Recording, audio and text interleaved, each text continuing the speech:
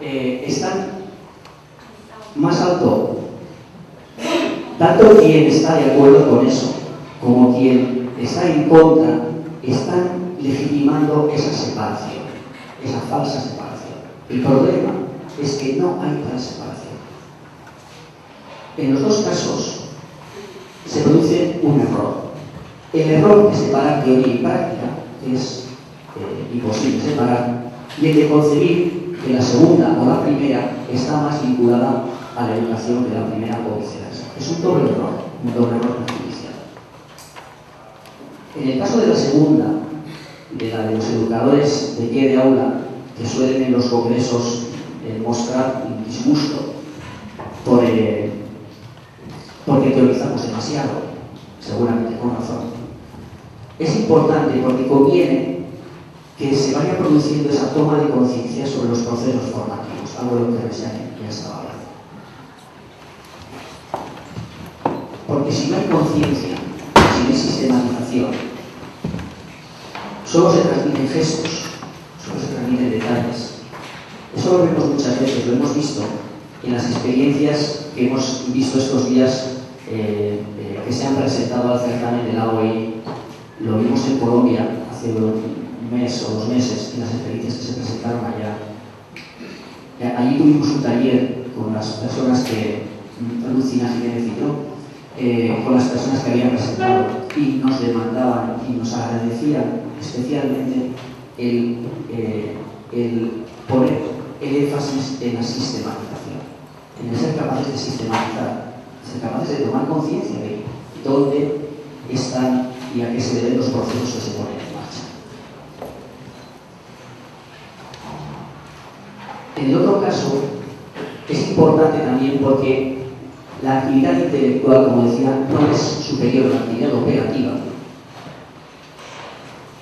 De manera que no vale la investigación teórica fuera de la experiencia, la acción educativa en el laboratorio. No sirve que trabajemos fuera y vengamos a decir a quien está en el aula cómo tiene que trabajar.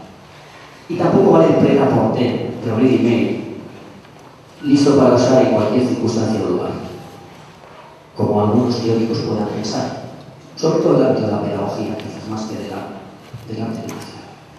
Demasiadas veces se habla de la escuela o de la educación desde fuera de la escuela, pero también demasiadas veces se exige una cierta efectividad para hablar por haber estado dentro de la escuela.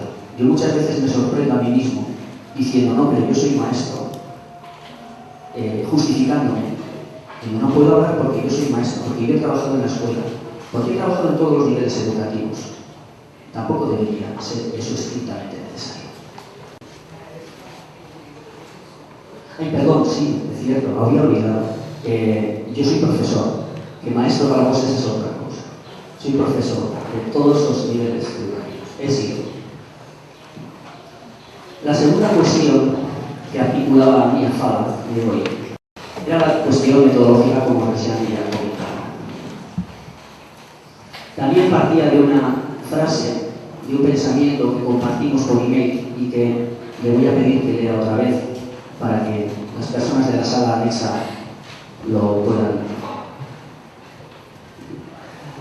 Está no slide a ideia de hoje. Considerar o campo da mediação como um espaço de enfrentamento e concepções sobre a arte, a cultura e a educação. Esta idea de Rejane me parece muy interesante y muy potente. La idea de que el campo de la mediación, y todo el campo de la educación es un campo de mediación en cierta manera, es un espacio de encuentro, de enfrentamiento de concepciones. El problema que se nos plantea en el caso de la educación artística como campo de mediación es si las ciencias y sus métodos, aquella manera de pensar y de mirar el mundo que nació con la Ilustración, nos sirven para comprender estas situaciones educativas. En general, toda investigación educativa y mucha de investigación de educación artística concibe que no, que las ciencias naturales, con su método científico, con su forma de pesquisa experimental, no sirven para comprender los procesos educativos. Porque, como dice ella, es una zona de conflicto, y en esa zona de conflicto emergen cuestiones de orden conceptual, afectivo, ideológico, político. Y fíjense qué curioso, seguimos en 1700, porque esto mismo se estaba planteando Jean-Baptiste Vico en el libro Ciencia Nueva, cuando, enfrentándose al racionalismo cartesiano, decía: no se trata de hacer ciencia, sino de tomar conciencia. 1725, Jean-Baptiste Vico. Estamos en el mismo punto prácticamente.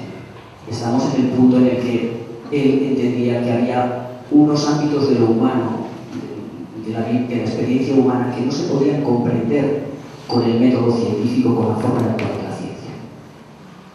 Por eso, yo creo que para comprender realmente los procesos educativos, para hacer investigación en ellos, debemos de intentar abordarlos de múltiples maneras. Yo he tratado de identificar 3 debates, pero solamente voy a trabajar sobre uno de ellos, pero los otros simplemente los voy a anunciar. El debate conceptual, es decir, aquel que nos interroga sobre qué conceptos estamos usando, qué es arte, qué es educación, que pocas veces en la pesquisa, en nuestra investigación, hacemos una declaración explícita de qué estamos entendiendo por arte y por educación.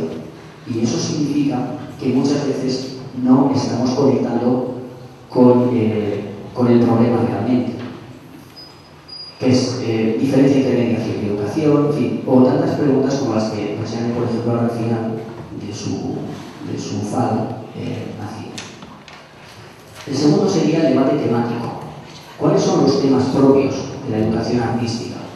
En el último trabajo de Ana María Barbosa, que Resiane citaba, identifica todos estos que ella ya ha referido y yo ya no voy a insistir. La variedad temática que ha surgido de esta manera de mirar es amplia, como hemos visto, y además está constatada por estudios como estos de Anamé que se han hecho en Brasil. El tercer debate sería el debate metodológico. Ese que nos interroga sobre si es más interesante una perspectiva cuantitativa y cualitativa, esto nos suena a todos los que hacemos investigación, ¿verdad?, o más experimental o más narrativa. Y ese debate, que es en el que me voy a quedar, sobre el que voy a terminar, creo que nos exige partir de una posición doble, una posición de humildad y una posición de flexibilidad. Voy a tratar de explicar por qué. De humildad, porque como investigadores tenemos que partir de la idea, tenemos que partir de la imposibilidad de la pesquisa para generar verdades o para generar generalidades. Es decir, ninguna investigación nos va a desvelar verdades. La verdad, la objetividad de los resultados no reside en la elección de la metodología. No van a depender de la metodología, en realidad no van a depender de nada, porque no hay forma de lograr, de llegar a una verdad como tal.